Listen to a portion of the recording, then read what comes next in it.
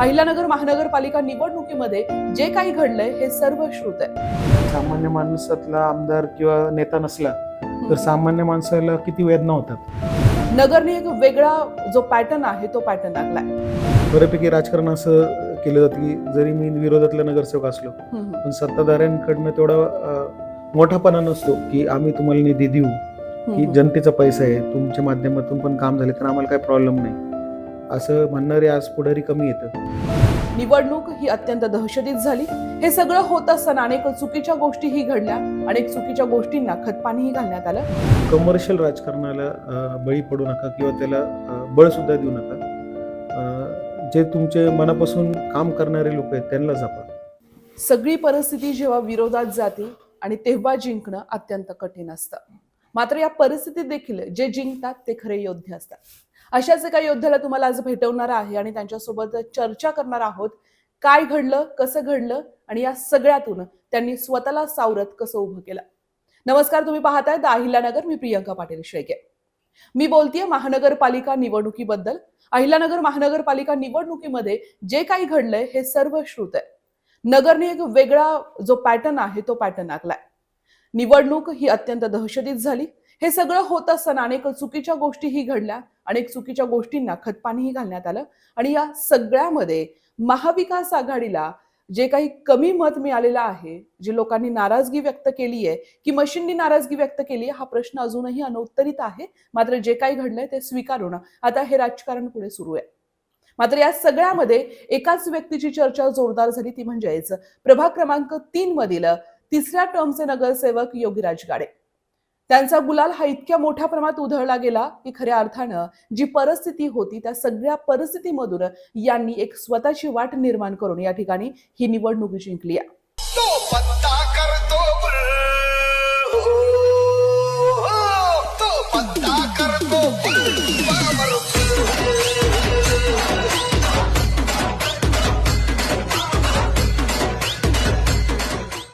त्यांच्यासाठी ही निवडणूक कशी गेली, निवडणुकीत काय घडलं आणि कशा पद्धतीने हा विजय मिळवला, या सगळ्या गोष्टींबद्दल बोलायचे माझ्यासोबत आहेत नगरसेवक योगीराज गाडे, ज्यांना मोबाईल नगरसेवक म्हटलं जातं.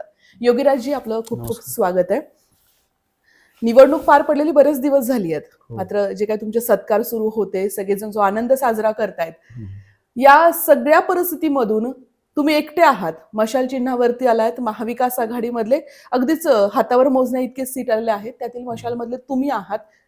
कशी राहिली ही निवडणूक? निवडणूक खरं तर मी जनतेचा आभार मानतो की त्यांनी मला भरभरून मतं दिली आणि तिसऱ्यांदा निवडून दिलं. आणि खरं तर मी माझं काम करत राहतो, कंटिन्यू लोकांच्या संपर्कात आहे. छोटी मोठी अडचण असो किंवा काही प्रॉब्लेम असो, मी 24 घंटे मोबाईलवर लोकांसाठी अवेलेबल आहे. फक्त वॉर्डातले नाही पण शहरात पण असेल, नगर तालुक्यात असेल किंवा अजून काही पक्ष येतं किंवा जे लोक मला ओळखतात त्यांच्यासाठी मी कायम उपलब्ध आहे. मग अशाच्यात लोकांनी तिसऱ्यांदा निवडून दिलं तर त्याचा एक मनाला चांगलं वाटलं की लोकांनी आपल्यावर विश्वास ठेवला.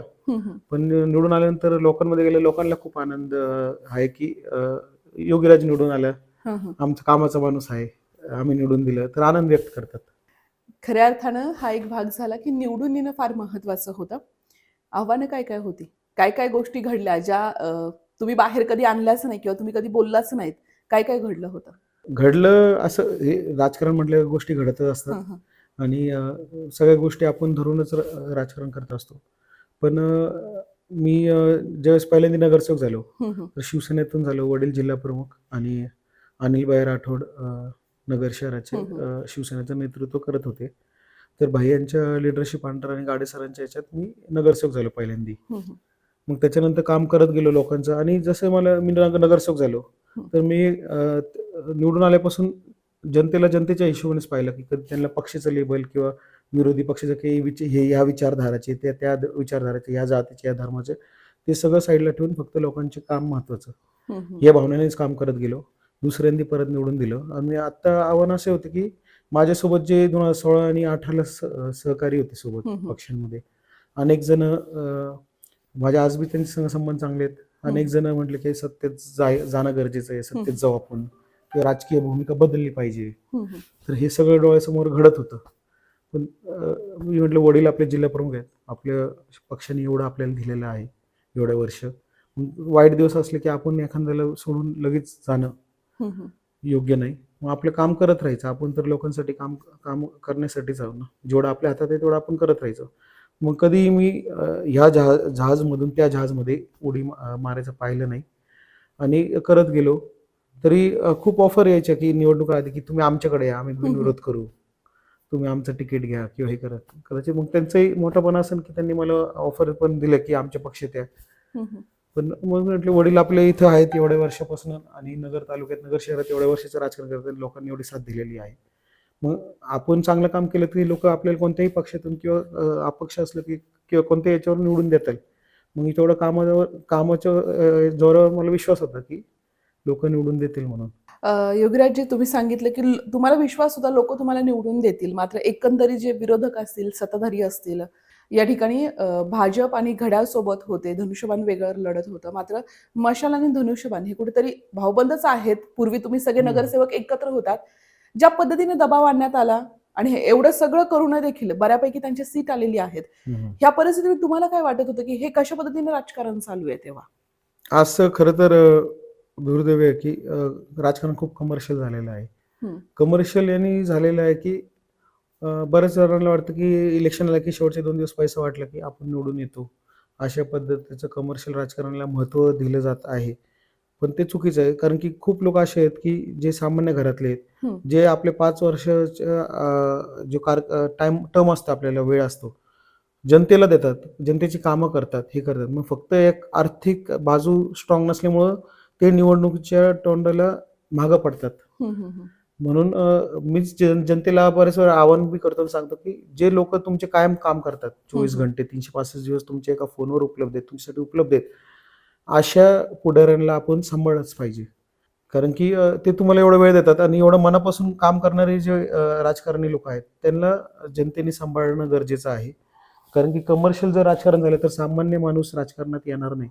आणि सामान्य माणूस जर राजकारणात टिकला नाही, तर सामान्यातल्या घरातले मुलं मुली उद्या राजकारणातले, जे आपले डॉक्टर बाबासाहेब आंबेडकरांनी आपल्याला संविधान दिलंय, जे स्वप्न पाहायचा अधिकार दिलेला आहे, हम्म. ते सामान्य घरात हळूहळू स्वप्न पाहायचं बंद होतील लोक. कारण की म्हणून खूप गरजेचं आहे की सामान्य माणूस राजकारणात टिकणं आज काळाची गरज राहिलेली आहे. कारण की जर फक्त मोठ्या घरातलेच लोक टिकले, मग ते फक्त पैशाला व्हॅल्यू, कमर्शियल राजकारणालाच व्हॅल्यू राहणार, भावनेला व्हॅल्यू राहणार नाही. लोकांच्या जे आपण म्हणतो की सामान्य माणूस पण आज आज आपण पाहिलं की आपले पंतप्रधान सामान्य घरातले आहेत. हम्म, हम्म. आज आपल्या जिल्ह्यातले खासदार सामान्य घरातले आहेत. 5 टर्म आमदार अनिल भैया राठोड सामान्य घरातले होते. तर सामान्य घरातल्या लोकांना सामान्यांची भावनेची जाणीव असते. जास्त करून म्हणत नाही, मोठ्यांचे पण एखाद्या मोठ्या घरातला पण नेता चांगला असतो असं नाही. पण सामान्य माणूस खरंच टिकणं गरजेचं आहे. तर त्या हिशोबाने राजकारण गेलं पाहिजे, असं माझी खूप मोठी भावना आहे. खऱ्या अर्थाने जसे दिवस बदलत आहेत तसं राजकारणाचा पॅटर्न हा पैशांवरती येतोय, पुढे बदलत चालले सगळ्या गोष्टी, बऱ्याच आर्थिक उलाढाली होत असतात. तुमच्या वॉर्डमध्ये अगदी मतदानाच्या दिवशीच जे बोगस ओळख कार्ड सापडले, हो. त्याचा काही इम्पॅक्ट झाला या सगळ्या गोष्टींचा? आणि त्या दिवशी देखील बऱ्याच यंत्रणा हलवण्यात आल्या का? तुम्हाला तेव्हा धाकधूक होत होती का त्या दिवशी? नाही, मी तर टेन्शन घेतलंच नाही. कारण की मी प्रचारात कुठेही जायचो, लोक म्हणायचे एक मत आम्ही देणारच. हम्म, हम्म. मी म्हणायचो आमच्या पॅनललाच द्या. ते म्हणायचे काय म्हणून आम्ही योगीला एक मत देणार, अशी भावना सगळ्यांचीच हम्म. होती. 100 घरी फिरलं की 100 मध्ये 99 100 घरं म्हणायची देणारच. म्हणजे हम्म. असं मला कुठं ऑब्जेक्शन आलंच नाही. म्हणून मला ते टेन्शनचा विषय नव्हता. मला माहिती होतं की कोणी कितीही ताकद लावली, ताकद तर लावणार शेवटी राजकारण आहे. हम्म, हम्म. माझे विरोधक किंवा जे विरोधातले आहेत, कोणत्या ना कोणत्या कारण माझ्याकडून तर त्यांना काही त्रास नसतो. पण मला हा अंदाज होता की ते ताकद लावणार. हम्म, हम्म. पण मी म्हटलं ताकद किती पण त्यांनी लावली तर एक मताने का होईना मी निवडून येणार. मग ते बोगस कार्डचं तुम्ही जे म्हटले ते हा, हा. पकडले गेले, ते नाही झालं पाहिजे. कारण चुकीची पद्धत आहे ही, राजकारणाची पद्धत नसली पाहिजे. आता त्याचा एक्झॅक्ट आकडा माहीत नाही, पण बोगस मतदान तिथं घडलं, लोकही मान्य करतात. पण ते आमचे काही जरी शिंदे गटाचे उमेदवार असतील काका शेळके, यांनी ते पकडलं तिथं. हम्म, हम्म. व खरमाई मॅडम होत्या, तेही शिंदे गटाचे होते. त्यांनी पण हा प्रकार तिथं पकडण्यात आला. आणि त्याच्यानंतर ते एक्सपोज झालं. पण हे चुकीचे माध्यम आहे. कारण की लोकांचा विश्वास कमी होतो जर असे प्रकारे जर इलेक्शन होत असतील. नाही झाले पाहिजे, हे आमचं मत आहे. योगीराजजी, आता मुद्द्यावरती मी येणार आहे. जे महानगरपालिका निवडणूक झाली, ती निवडणुकीमध्ये फक्त या ठिकाणी जो महानगरपालिका निवडणुकीत महत्त्वाचे जे विषय आहेत त्यावरती चर्चा कमी तुम्ही ऐकली असेल. आणि महत्त्वाच्या गोष्टी म्हणजे खासदार निलेश लंके यांच्याशी म्हणजे रिलेटेड असणाऱ्या गोष्टी, संग्राम भैया जगताप यांचं एक वेगळं आणि सुजय विखे यांचं एक वेगळं. अशा पद्धतीने ही निवडणूक पडली आहे. कुठे विकासाचे मुद्दे नाही, व्हिजनचे मुद्दे नाही. निलेश लंकेंचा सिस्पे घोटाळा असेल, असे काही जे कथित मुद्दे आहेत त्या कथित मुद्द्यांवरतीच फक्त चर्चा केली आणि त्यावरती ही निवडणूक लढण्यात आली. योगायोगाने मी हा विषय घेण्याचं कारण असं आहे की बऱ्याचदा अगदी प्रचारापासून ते आत्तापर्यंत तुम्ही जरी शिवसेना उबाटा गटाचे असाल तरी तुमच्या आणि खासदार निलेश लंके यांची अत्यंत जवळीक आहे. इलेक्शनमध्ये ज्या पद्धतीने सगळा रोष हा लंकेंवरती होता, फक्त लंकेंनाच टार्गेट केलं जात होतं, तुम्हाला त्रास झाला या सगळ्या गोष्टींमुळे. कारण बऱ्याच जे जवळीक साधणारे आहेत त्यांना या ठिकाणी पराभव करण्यासाठी ज्या ज्या गोष्टी करण्यात आल्या होत्या त्या सर्वश्रुत आहेत. तुम्ही अगदी जवळचे राहिलात, मग तुम्हाला काय अनुभव आले असे? अनुभव येत राहतात, पण मी फारसं लक्ष देत नाही, कारण की मी सरळ काम करणार आहे. मला माहिती आहे आपल्या लोकांचं काम करायचं आहे. आणि मी जसं तुम्हाला सांगितलं की माझ्या वडिलांसोबत काम केलेलं आहे, अनिल भैया राठोड साहेबांसोबत काम केलेलं आहे. मग अनिल भैयांचं मला एक आवडायचं की ते सामान्य माणसाला खूप प्राधान्य द्यायचे. सामान्य माणसाने फोन केला की हजरच राहणार. म्हणजे मी बरेचसे काही पुढे असे पण पाहिलेत की सामान्य माणसाचा फोन आला की समोर आल्याने ते फिरलं की ते त्याची निंदा करतात. मग मग ते आपल्याला कुठेतरी खटकायचं की ते सामान्य घरातले जरी असले, गरीब जरी असले, पण त्यांना ही वागणूक देणं चुकीचं आहे. मग तसं अनिल भैया राठोड खूप सामान्य लोकांना नेहमी इज्जत देणार. माझे वडील पण 20 वर्ष जिल्हा प्रमुख राहिले. मी त्यांचं राजकारण बारकाईने बघितलं. त्यांची पण भावना सामान्य जनतेप्रती खूप जशी त्यांच्या समोर आहे तशीच मागं पण आहे. मग ते एक माझं राहतं की नेता कसा पाहिजे की सामान्याला विचारणार पाहिजे. मग निलेश लंके खासदार हे तर आमचे शिवसेनेत आधीपासून काम करत होते. ज्यावेळेस ते पंचायत समिती सदस्य पण नव्हते, शिवसेना तालुका प्रमुख होते. ते वडिलांसोबत त्यांनी काम केलेलं. त्यावेळेस तर आम्ही लहान होतो, पण ते कायम नगर शहरात अनिल भैया राठोड आणि सरांकडे येत होते. मग त्यांचा परिचय होताच. मग ते पंचायत समिती सदस्य झाले, झेडपी सदस्य झाले. आणि ज्यावेळेस ते पंचायत समिती सदस्य आणि झेडपी सदस्य पण नव्हते, खूप लोकांना आताची ते खासदार झाले किंवा आमदार झाल्याचं पुढचं चित्र दिसतो.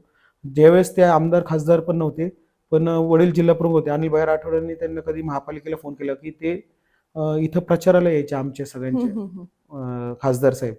ते लोकांना म्हणजे सगळ्या जेवढे आमचे इथे उमेदवार आहेत शिवसेनेचे त्यांना ताकद देण्यात, प्रचाराला काही लोक लागले हे लागले तर ते पारनेर सुप्यावरून एवढे मोठे तरुणांची हे फौज आता घेऊन यायचे अनिल भैया राठोड सर आणि गाडे सरांसाठी. आणि तसं मग आम्हाला एकमेकांचा परिचय होताच. ज्यावेळेस खासदारकीला महाविकास आघाडीने उमेदवारी त्यांना दिली, मग आम्ही त्यांच्या प्रचाराला जॉईन झालो. आणि प्रचाराला जॉईन झाल्यानंतर मग असं आम्हाला पण वाटायचं की ते आमदार आहेत, खासदार आहेत, त्यांच्या मागे लोक भरपूर आहेत काम करायला. मग त्यांचं म्हणजे जे आपण आमदार खासदारांचा जो रुबाब पाहतो, तर आम्ही त्याच कल्पनेत होतो की कदाचित तसंच असेल. पण मग ज्यावेळेस प्रचार वगैरे करायचो तर ते एकदम सामान्य जनतेतले असल्यासारखेच काम करतात. आणि कोणताही किती फोन आला की ते लगेच जागेवर काम करणार. कोणाला किती लोक काम घेऊन येतात, पण त्यांचे काम लगेच करून देणार, जागेवर करून देणार. मग हे सामान्य भावना ही जी होती, मग ते आपल्याला कळलं की जर सामान्य घरातला माणूस खासदार झालेला आहे, सामान्य घरातला माणूस एवढं सामान्य लोकांना किंमत देतोय, मग आपण पण असे लोक सांभाळले पाहिजे. कारण की अनिल भैया राठोड ज्यावेळेस 2019ला हारले आणि त्याच्यानंतर आम्हाला जे फेस करावं लागलं, मग आपल्याला ते जाणीव राहते की सामान्य माणसातला आमदार किंवा नेता नसला तर सामान्य माणसाला किती वेदना होतात, ती जाणीव आम्हाला होती. मग ते असं वाटतं की सामान्य माणूस टिकला पाहिजे राजकारणात. मग या हिशोबाने मी काम करत गेलो. आणि ज्यावेळेस आम्ही 10 वर्ष 2 टर्म झाले नगरसेवक म्हणून काम केलं, मी लोकांचे काय काम आहेत त्याला महत्व देतो. मी कधी विरोधकांबद्दल तो असा आहे, तो तसा आहे असं टीका करण्यापेक्षा माझं काम करत होतं. मग आता पण जरी आम्ही खासदार लंकेंचं काम केलं, पण कधी असं कुठं विरोधकांबद्दल आम्ही काही बोलत बसत पण नाही. तुम्हाला कधी खासदार लंकेंचं काम करू नका असं कधी विरोधकांनी प्रेशर केलं का, किंवा त्यांच्यासोबत राहू नका असं कधी निरोप धाडण्यात आला का? आता राजकारण म्हटल्यावर ही गोष्टी चालू असतात. ते निरोप कधी फॉर्मॅलिटीसाठी देतात. एखादा म्हणतो ऐकलं तर ऐकलं, तर त्यावेळेस यायचे लोकसभेच्या वेळेस की कशाला काम करतात, तुमची निवडणूक थोडी आहे, तुम्हाला थोडी त्यांना म्हणजे तुमची निवडणुकीची तुमचं बघा, असं येतातच राजकारण म्हटलं की. पण आपल्याला माहिती असतं की आपल्याला आपल्या पक्षाचं काम करायचं, आपल्या याचं माणसाचं काम करायचं, मग ते करत राहायचं. मग बाकीचं दुसरं अँगलच नव्हतं. तुम्ही अनिल भैयांच्या तालमीत घडलेले शिवसैनिक आहात. ही निवडणूक अनिल भैया शिवायची होती, शिवसैनिकांना जड गेलीये. तुम्हाला आठवण आली कुठल्या कुठल्या गोष्टींना या ठिकाणी अडचण वाटली ही निवडणूक करताना, की भैया असते तर ह्या गोष्टी घडल्या नसत्या, किंवा काय वाटत होतं? अहो, अनिल भैयांची कमी जाणवलीच, कारण की मी नगरसेवक झालो की भैया मला नेहमी प्रोत्साहन द्यायचे की योगी तू लढ, तू चांगलं काम करतोयस. हम्म, हम्म. तू तुझी जे मी लोक सांगायचे ना त्यांना की योगी चांगलं काम करतोय नगरसेवक म्हणून आम्हाला हम्म. प्रतिसाद देतो असं. तर ते म्हणजे तुझ्यात तो स्पार्क दिसतोय मला की तू काम करत राहा. मग ते प्रत्येक पायरीला ते मला साथ देत गेले. म्हणजे त्यांनी साथ दिली म्हणजे माझ्या प्रभागात माझ्या वडिलांना पण कधी 5 वर्ष यायची गरज नाही पडली. ते भैयांची कमी म्हणून ह्या इलेक्शनला जाणवलीच. पण एक होतं की मी भैयांनी जे जसं सामान्य लोकांचं तुम्ही म्हटलं की 24 घंटे लोकांसाठी उपलब्ध राहणं असं पद्धतीचं राजकारण केलं. मी ते फॉलो केलं. मग असं वाटलं की त्यांचा आशीर्वाद आपल्यासोबत आहेच आहे. म्हणून मग मला ते कामाला आलं की त्यांनी जसं काम केलं तसं मी करत गेलो आणि पुढं म्हणून त्यामुळं लोकांनी एवढं म्हणावं की महायुतीची लाट असेल किंवा मशनीचं काय असेल, हम्म, हम्म. तेवढ्या याच्यात मला सिंगल हँडेडली अख्ख्या शहरात लोकांनी निवडून दिलं. तेही सुशिक्षित प्रभाग आहे आमचा आणि लोकशाही पद्धतीने त्यांनी निवडून दिलं. तर त्याचा एक आनंद आहे. खऱ्या अर्थानं लोकांना कामाचा माणूस हा ओळखता आला असं म्हणायला काही हरकत नाहीये. परिस्थिती जरी विरोधात असली तरी या सगळ्या गोष्टी घडल्या. गाडे सर, एक महत्त्वाचा प्रश्न विचारायचा. तर निवडणूक झाली आहे, 10 वर्षाचा अनुभव तुमच्या सोबत आहे. पुढच्या काळामध्ये प्रभागातली काही कामं जी निसटली आहेत करण्याची, ती करण्याची इच्छा आहे, त्या गोष्टींवरती काम करायचंय. जरी परिस्थिती वेगळी असली, जरी तुम्ही विरोधात असाल, सत्ता तुमची नाहीये, हो. तरी देखील काय मानस असणार आहे की ती कामं मार्गी लावायची आहेत? कामं तर भरपूर मार्गी लावायची आहेत. नेहमी इच्छा आहे की लावायची. पण बऱ्यापैकी राजकारण असं केलं जातं की जरी मी विरोधातला नगरसेवक असलो, हम्म, हम्म. पण सत्ताधाऱ्यांकडनं तेवढा मोठापणा नसतो की आम्ही तुम्हाला निधी देऊ, की हम्म. जनतेचा पैसा आहे, तुमच्या माध्यमातून पण काम झाले तर आम्हाला काही प्रॉब्लेम नाही. असं म्हणणारे आज पुढारी कमी येतं. पण मी माझ्या निधीतनं किंवा मला कोणाकडनं आणता आला, विधान परिषद म्हणावं किंवा कोणत्या खासदारांकडनं काही निधी आणता आला. आता प्रशासक होता, मी काही आयुक्तांकडून आणला. तर माझ्या लेव्हलला मी तेवढं काम करत राहतो किंवा काही सरकारी योजना येतात डायरेक्ट, तर त्या राबवून घेणं. ते माझं काम कंटिन्यू चालूच असतं. म्हणून मला ती भीती नसते की सत्ताधाऱ्यांनी मला निधी दिला का नाही दिला. पण मी लोकांना त्यांच्या एक फोनवर उपलब्ध असतो. छोटे-मोठे काम पण खूप महत्त्वाचे असतात. कारण की आज उदाहरण सांगतो की एखाद्याचं ड्रेनेज चोकअप आहे. हम्म. त्यांनी हक्काने मला फोन करून सांगितलं. मी त्याचं ते सोडवलं की त्याची ती समस्या, त्याच्या आरोग्याची समस्या लगेच सुटते किंवा एखाद्याला ॲडमिशनची गरज आहे कोणत्या शाळेत, कॉलेजला. तिथं जाऊन त्याची ॲडमिशन करून देणं. डेथ सर्टिफिकेट, बर्थ सर्टिफिकेटची समस्या असते खूप लोकांना. तिथं मिळवून देणं किंवा त्यांना पोलीस स्टेशनच्या अडचणी असतात. कोणाला घरपट्टी वाढून येते. सामान्य लोकांना कधी लाईट बिल वाढून येतं. हम्म. अशा खूप वेगळ्या-वेगळ्या समस्या असतात की त्यांना अ, जिथं सामान्य लोकांना खरंच संघर्ष करावा लागतो आणि तिथं आम्ही गेल्यामुळं त्यांचं काम सोपं होतं आणि ते कामं होऊन जातं. मग ह्या कामांना देखील मी प्राधान्य देत असतो.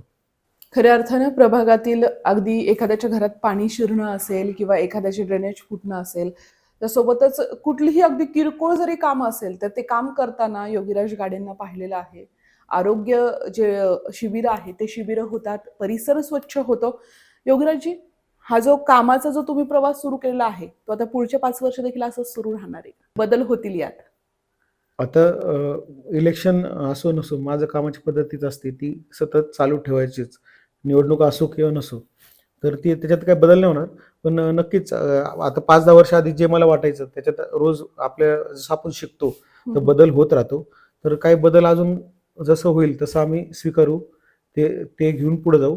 पण लोकांमध्ये राहून लोकांची कामं करायची एवढं नक्की ध्यास आहे. ते करत राहणार. तुम्ही तरुण नगरसेवक आहात, अनुभव आहे. जी तरुण पिढी सध्या राजकारणात येऊ पाहतीये किंवा जी तरुण पिढी वेगवेगळे कार्यकर्ते होतीये, त्या सगळ्यांना काय आव्हान कराल? कारण की बरंच परिस्थिती बदलत चालली आहे, बऱ्याच गोष्टी वेगवेगळ्या घडतायत. तर त्या निमित्तानं तुम्ही काय सांगाल तरुण पिढीला? तरुण पिढीला एवढं सांगायचं की तुम्ही तुमच्या मतांवर ठाम राहा. तुम्ही तुमच्या विचारधारावर ठाम राहावं. कमर्शियल राजकारणाला बळी पडू नका किंवा त्याला बळसुद्धा देऊ नका. अ, जे तुमचे मनापासून काम करणारे लोक आहेत त्यांना जपा. नक्कीच खऱ्या अर्थानं अत्यंत छान ज्या गोष्टी घडल्यात, कुणावरही टीका नाही, कोणाचाही द्वेष नाही किंवा कोणावरही नाराजगी नाही. असं पण जे काही झालंय ते अगदी साध्या आणि सरळ भाषेमध्ये आपल्यासोबत बोललेले आहेत. हे होते आपल्यासोबत नगरसेवक योगीराज गाडे. आपल्याशी बोलले आहेत आणि आपल्याशी त्यांनी सगळ्या गोष्टी सांगितल्या आहेत. तुर्तास मी इथेच थांबते. धन्यवाद.